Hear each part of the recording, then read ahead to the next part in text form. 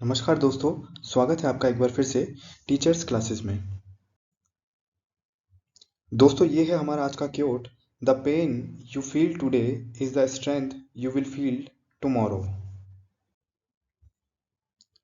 तो चलिए बिना किसी देरी के शुरू करते हैं आज की क्लास। आज की क्लास में हम स्टडी करेंगे कनेक्टिव टिश्यू के बारे में। हमारी लास्ट क्लास में हमने एपिथेलियम टिश्यू उपकला ऊतक को अच्छे से पढ़ लिया था। अब जो हमारा नेक्स्ट टॉपिक है वो है कनेक्टिव टिश्यू।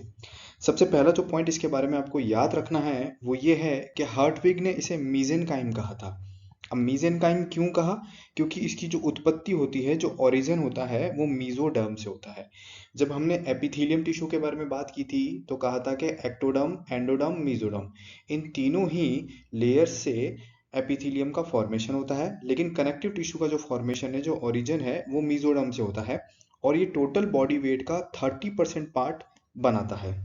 अगर इसके फंक्शंस की बात करें तो ट्रांसपोर्ट, संरचनाओं को जोड़ना और आलंबन और सहारा प्रदान करना इसका फंक्शन है।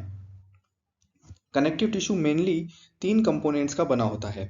एक है कनेक्टिव टिश्यू की सेल्स, कनेक्टिव टिश्यू के फाइबर्स और थर्ड पॉइंट है कनेक्टिव टिश्यू की मैट्रिक्स। अब एक एक करके जो है हमें इनके बारे में देखना है कि कनेक्टिव टिश्यू में किस टाइप की सेल्स पाई जाती हैं, किस टाइप के फाइबर्स पाए जाते हैं और जो इसकी मैट्रिक्स है वो किस प्रकार की होती है।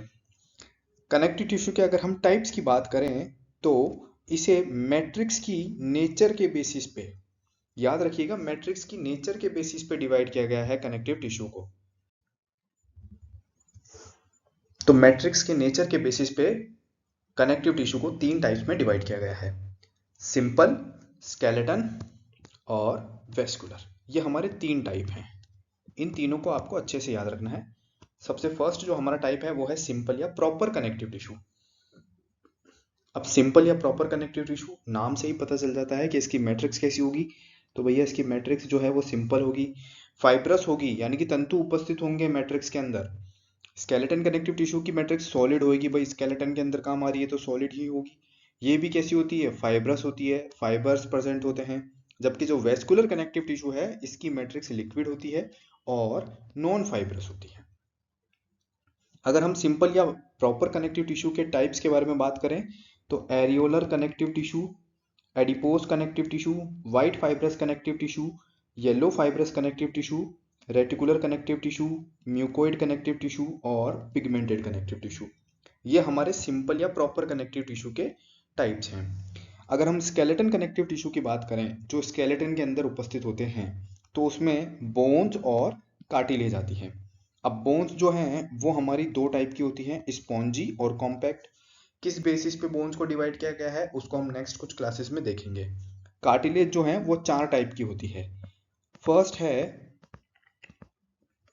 हाइलीन, सेकंड है वाइट फाइब्रस, थर्ड है एलास्टीन और फोर्थ है कैल्सिफाइड कार्टिलेज। तो ये हमारे कार्टिलेज के 4 टाइप्स हैं। अगर हम बात करें वेस्कुलर कनेक्टिव टिश्यू की तो इसके अंदर आ जाते हैं ब्लड और लिम्फ। तो चलिए दोस्तों अब बात करते हैं कनेक्टिव टिश्यू की सेल्स के बारे में। कनेक्टिव टिश्यू 3 कंपोनेंट्स से मिलकर बना होता है: कनेक्टिव टिश्यू की सेल्स, कनेक्टिव टिश्यू के फाइबर्स और मैट्रिक्स। इसमें हमारा जो सबसे फर्स्ट कंपोनेंट है वो है कनेक्टिव टिश्यू की सेल्स। और कनेक्टिव टिश्यू की सेल्स में सबसे फर्स्ट जो सेल आ रही है उसका नाम है फाइब्रोब्लास्ट। ये जो फाइब्रोब्लास्ट है ये कनेक्टिव टिश्यू की सबसे बड़ी सेल होती है, ये बात आपको याद रखनी है। और ये अविभेदित कोशिका होती है, यहां पर इसे अविभेदित होना चाहिए।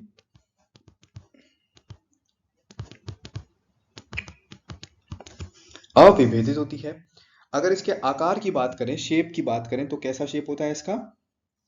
अमीबॉइड। ये परिवर्तन के द्वारा, रूपांतरण के द्वारा ऑस्टियोब्लास्ट और कॉन्ड्रोब्लास्ट का निर्माण करती हैं। देखिए, बोन के अंदर जो सेल प्रेजेंट होती हैं उनको हम कहते हैं ऑस्टियोब्लास्ट। यहाँ पे लिख देते हैं, ऑस्टियोब्लास्ट कहाँ प्रेजेंट होती हैं? बोन्स में। और जो कार्टिलेज के अंदर सेल्स प्रेजेंट होती हैं उन्हें हम कहते हैं कॉन्ड्रोब्लास्ट। तो बोन्स और कार्टिलेज की सेल्स का फॉर्मेशन कौन करती है? फाइब्रोब्लास्ट। अगर ये फाइब्रोब्लास्ट पुरानी हो जाती है, एज में हो जाती है, तो इन्हें हम कहते हैं फाइब्रोसाइट्स। इनके फंक्शंस के बारे में बात करें तो मैट्रिक्स और तंतुओं का स्त्राव करती है, और इसके अलावा ये प्रोटीन फाइबर्स का निर्माण करती है। अब देखिए दोस्तों, ये जो हमारे सामने डायग्राम है ये कनेक्टिव टिश्यू की सेल्स का है।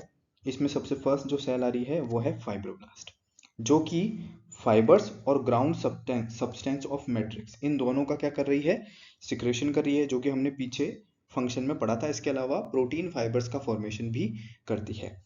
ये जो फाइब्रोब्लास्ट होती है इसमें mitochondria, nucleus, rough endoplasmic reticulum, ribosome, cytoplasm, Golgi apparatus और वेसिकल्स पाई जाती हैं छोटी छोटी।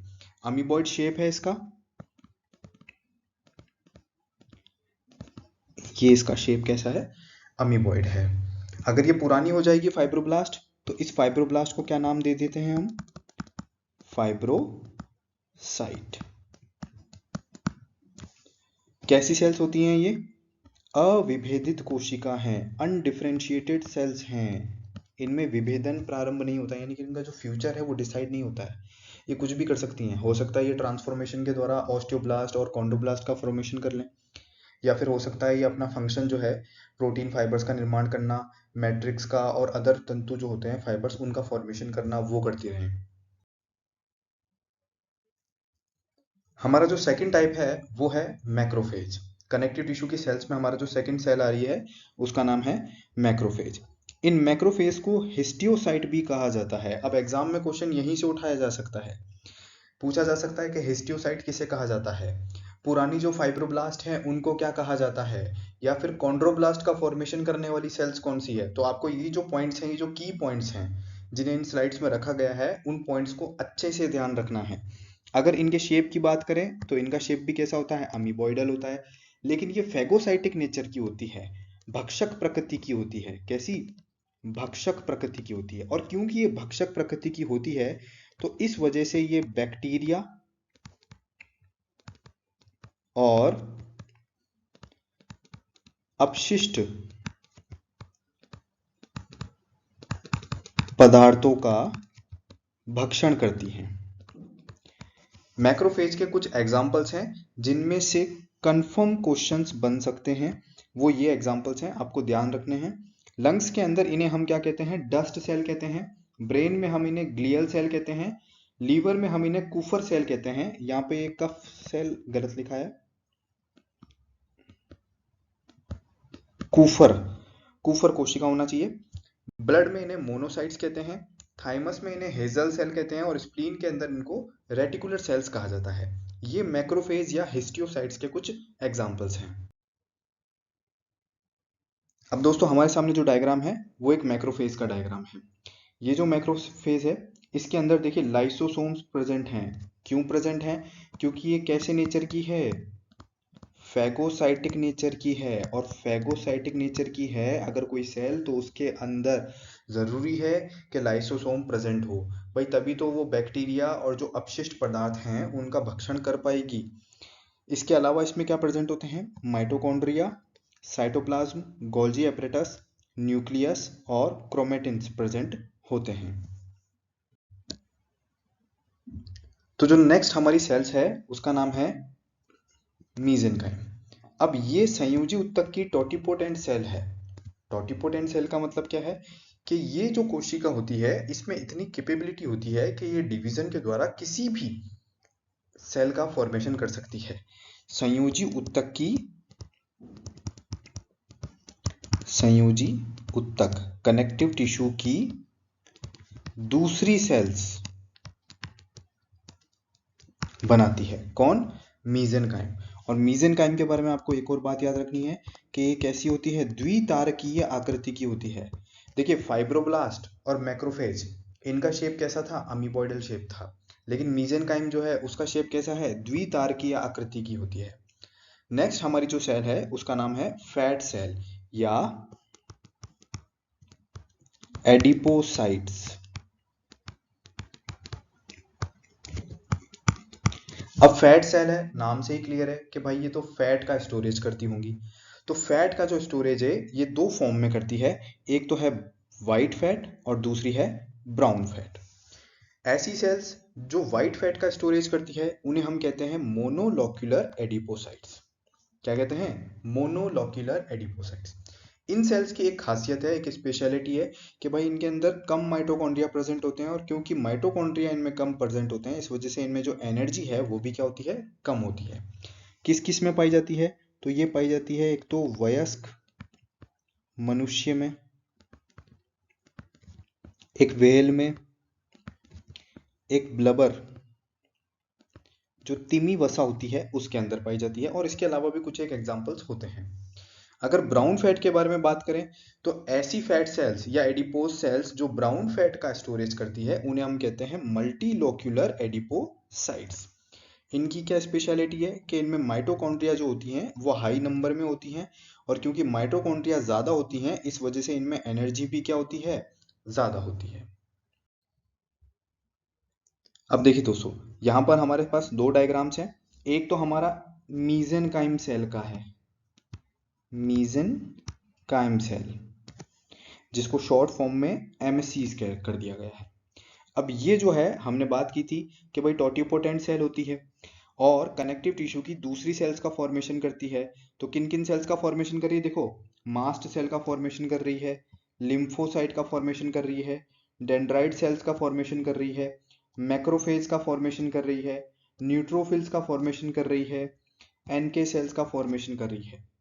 अब ये जो मीजेनकाइम है इनके अंदर एक कैपेबिलिटी है टोटिपोटेंट होने की, ताकि ये दूसरी सेल्स का फॉर्मेशन कर सकें। भाई जब भी ऐसा लगे कि भाई कनेक्टिव टिश्यू जो है उसको और नई सेल्स की ज़रूरत है तो वहाँ पर मीजेनकाइम आ जाती है, और मीजेनकाइम जो है वो एज अ सेवियर फंक्शन करती है वहाँ पे, अपनी ये जो कैपेबिलिटी है इसका यूज़ करती है और नई सेल्स का फॉर्मेशन करती है।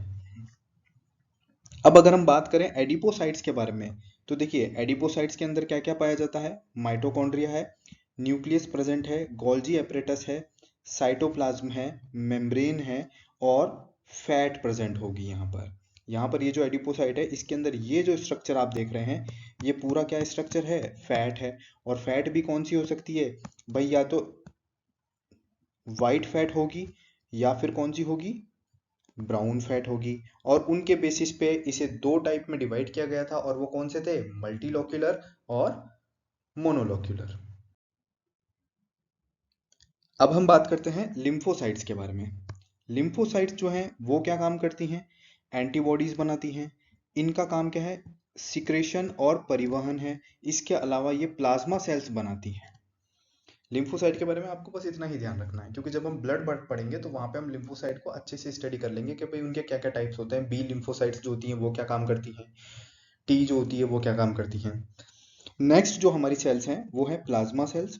प्लाज्मा सेल्स के बारे में आपको एक बहुत इंपॉर्टेंट बात याद रखनी है कि एक तो इन्हें लिम्फोसाइट का क्लोन कहा जाता है, और दूसरा इन्हें कार्टव्हील सेल्स कहा जाता है।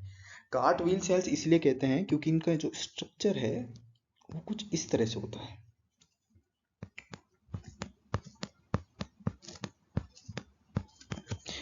इस वजह से इन्हें क्या नाम दे दिया गया है? कार्टव्हील सेल्स नाम दिया गया है। इनका फंक्शन लिम्फोसाइट के सेम ही है। क्यों है? क्योंकि ये लिम्फोसाइट के क्लोन है, तो ये भी एंटीबॉडी का फॉर्मेशन करती हैं। अब देखिए दोस्तों, यहाँ पर हमारी एक लिम्फोसाइट है। अब ये जो लिम्फोसाइट है इसके अंदर एंडोप्लाज्मिक रेटिकुलम पाया जाता है जो इसका एंडोस्केलेटन फॉर्म करती है, माइटोकॉन्ड्रिया पाया जाता है, न्यूक्लियस पाया जाता है, राइबोसोम्स प्रेजेंट होते हैं। साथ ही साथ इनकी जो सरफेस होती है उस सरफेस पर एंटीबॉडीज पाए जाते हैं। यहाँ पर ये जो आप स्ट्रक्चर देख रहे हैं इन्हें क्या कहा गया है? एंटीबॉडीज कहा गया है। और अगर पूछ लिया जाए कि कौन सी एंटीबॉडी, तो आपको याद रखना है कि जो बी लिम्फोसाइट्स होती हैं, बी लिम्फोसाइट्स इनकी सरफेस पे कौन सी? IgD, इम्यूनोग्लोबिन डी जो होती है वो एंटीबॉडी पाई जाती है। IgA, IgM, IgE, इन सब के बारे में हम जब ब्लड पढ़ेंगे तब उसमें स्टडी कर लेंगे। ये रही हमारे पास प्लाज्मा सेल। अब प्लाज्मा सेल क्योंकि लिम्फोसाइट की ही क्लोन है तो उसके अंदर भी एज इट इज वही स्ट्रक्चर्स होंगे, न्यूक्लियस, एंडोप्लाज्मिक रेटिकुलम, माइटोकॉन्ड्रिया और गोल्जी एपरेटस। और इनका फंक्शन भी क्या होता है, इनका फंक्शन भी सेम ही होता है। इनके अंदर भी क्या होती है, एंटीबॉडी बनाने की कैपेबिलिटी होती है। नेक्स्ट हम बात करते हैं मास्ट सेल्स के बारे में। मास्ट सेल्स जो हैं इनको मास्टोसाइट्स भी कहा जाता है। देखिए मैक्रोफेज जो थी उसको हिस्टियोसाइट कहा गया था, फाइब्रोब्लास्ट को फाइब्रोसाइट कहा गया था, मास्ट सेल को मास्टोसाइट कहा गया है। ये बात आपको अच्छे से याद रखनी है। इनका जो साइटोप्लाज्म होता है इसके अंदर बेसोफिलिक ग्रेन्यूल्स प्रेजेंट होती है। एक्चुअल में ये ब्लड की बेसोफिल सेल्स के समान होती है। अब यहाँ पर हम एक छोटा सा टर्न ले लेते हैं। ब्लड के अंदर ग्रेन्युलोसाइट्स और ए ग्रेन्युलोसाइट्स पाई जाती है। ये जो ग्रेन्युलोसाइट्स होती हैं इनकी एक खासियत होती है कि इनके जो साइटोप्लाज्म होते हैं इसके अंदर विशेष ग्रेन्यूल्स पाई जाती है, स्पेसिफिक ग्रेन्यूल्स पाई जाती है, जिनको स्पेसिफिक जो स्टेन होते हैं उनसे हम जो अभिरंजित कर सकते हैं। जो डाई होती है स्पेसिफिक डाई, उससे हम क्या कर सकते हैं, स्टेन कर सकते हैं। जैसे फॉर एग्जांपल एसिडोफिल, एसिडोफिल इसको हम इओसिनोफिल भी कहते हैं क्योंकि इसे इओसिन से स्टेन किया जा सकता है। इसी तरह से बेसोफिल, बेसोफिल को मैथाइलिन ब्लू से स्टेन किया जाता है। इसी तरह से न्यूट्रोफिल, न्यूट्रोफिल के पास में एक ऐसी कैपेबिलिटी है कि उसे किसी भी डाई से स्टेन किया जा सकता है। ए ग्रेन्युलोसाइट्स का मतलब है कि इनका जो साइटोप्लाज्म होता है, जो कोशिका द्रव्य होता है, उसके अंदर किसी भी टाइप की कोई ग्रेन्यूल्स नहीं पाई जाती है। तो हमारी जो मास्ट सेल है वो किसके समान होती है, बेसोफिल सेल्स के समान होती है। क्यों? क्योंकि इसके साइटोप्लाज्म के अंदर भी बेसोफिलिक ग्रेन्यूल्स प्रेजेंट होती है जिन्हें मैथाइलिन ब्लू से डाई किया जा सकता है। अगर इनके फंक्शंस की बात करें तो हिस्टामिन, सेरोटोनिन और हेपेरिन का सिक्रेशन करती हैं। अब सबसे पहले हम बात करते हैं हिस्टामिन के बारे में कि ये जो हिस्टामिन है, जो मास्ट सेल है, इस हिस्टामिन का सिक्रेशन कर रही है, ये क्या काम आता है हमारी बॉडी के अंदर।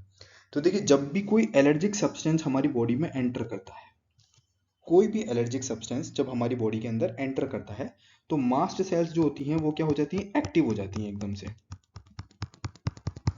मास्ट सेल्स को पता लग जाता है कि भाई कोई फॉरेन पार्टिकल जो है वो बॉडी में आ गया है। अब ये क्या करेंगी, हिस्टामिन का सिक्रेशन कर देंगी। ये जो हिस्टामिन है ये एक तरह से वैसोडाइलेटर की तरह काम करता है। अभी के लिए आपको सिर्फ इतना ही ध्यान रखना है, वैसोडाइलेटर की तरह काम करता है। अब ये जो वैसोडाइलेटर होते हैं, जितने भी वैसोडाइलेटर आप पढ़ेंगे, ये क्या करते हैं कि जो ब्लड वेसल्स होती हैं उनका एक्सपेंशन कर देते हैं, उन्हें फैला देते हैं। मतलब जो ब्लड वेसल जो अपने नॉर्मल शेप में थी उसको थोड़ा सा और बड़ा कर देंगे ये। अब इसकी वजह से क्या होगा कि जो ब्लड पहले आ रहा था अब उससे कहीं गुना ज्यादा ब्लड आएगा। ठीक है। और इसके अलावा ये क्या कर देते हैं, परमिएबिलिटी ऑफ ब्लड सेल्स को इंक्रीज कर देते हैं। ब्लड सेल्स की जो परमिएबिलिटी होती है उसको इंक्रीज कर देते हैं, जिसकी वजह से जो इंटरसेल्यूलर स्पेस होते हैं उनमें बहुत सारा ब्लड बढ़ जाता है।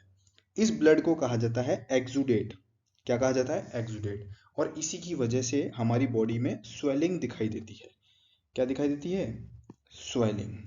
तो जो स्वेलिंग है वो किस वजह से आ रही है, इस हिस्टामिन की वजह से आ रही है। नेक्स्ट हम बात करते हैं सेरोटोनिन के बारे में। अब सेरोटोनिन जो है उसका नाम है 5 हाइड्रोक्सी ट्रिप्टामाइन। क्या नाम है, 5 हाइड्रोक्सी ट्रिप्टामाइन। और ये जो है एक वासो कॉन्स्ट्रिक्टर है। अब देखिए वासो डायलेटर जो क्या कर रहा था, ब्लड वेसल्स का एक्सपेंशन कर रहा था, लेकिन यहाँ पर ये वासो कॉन्स्ट्रिक्टर ये क्या कर देगा, ब्लड वेसल्स को कॉन्स्ट्रिक्ट कर देगा, एकदम सिकुड़ा देगा। इसके अलावा हेपेरिन का सिक्रेशन करती है। हेपेरिन क्या होता है, थक्का रोधी होता है, यानी कि एंटीकोएगुलेंट होता है, थक्का जमने से रोकता है। मेनली ये म्यूकोपॉलीसेकेराइड होती है और ये प्रोथ्रोम्बिन का थ्रोम्बिन में परिवर्तन रोकता है। भाई हमारी बॉडी के अंदर ब्लड बह रहा है, हम देखते हैं जब भी हमारे कोई कट लगता है और वो ब्लड वहां पे बाहर आता है तो वो थोड़ी देर में जमने सा लगता है, लेकिन वो ब्लड हमारी बॉडी के अंदर नहीं जम रहा है, हमारी ब्लड वेसल्स के अंदर बह रहा है, वो आर्टरीज में बह रहा है, वेन्स में बह रहा है, लेकिन वो जमता नहीं है।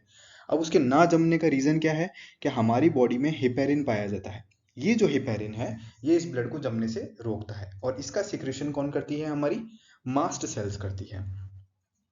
अब हम बात करते हैं वासो कॉन्स्ट्रिक्टर और वासो डायलेटर के बारे में कि भाई ये दो टर्म्स जो आई हैं ये क्या है। भाई वासो कॉन्स्ट्रिक्टर है तो ये क्या करेगा, ब्लड वेसल्स का सिकुड़ना, कॉन्स्ट्रिक्ट होना किस वजह से हो रहा है, वासो कॉन्स्ट्रिक्टर की वजह से। और यहां पर कौन है, सेरोटोनिन, याद रखिएगा ये बात। वासो डायलेटर जो है वो क्या है भाई, ये जो है ये ब्लड वेसल्स का एक्सपेंशन कर रहा है, एक्सपेंशन यानी कि उनको फैला रहा है। और यहां पर क्या आ रहा था हमारा, हिस्टामीन। ये दोनों ही आपको अच्छे से याद रखने हैं कि सेरोटोनिन क्या है और हिस्टामीन क्या है। तो दोस्तों उम्मीद करते हैं आपको आज की क्लास अच्छी लगी है। अगर आपको आज की क्लास अच्छी लगी तो इसे ज़्यादा से ज़्यादा लाइक कीजिए, शेयर कीजिए। Thanks for watching.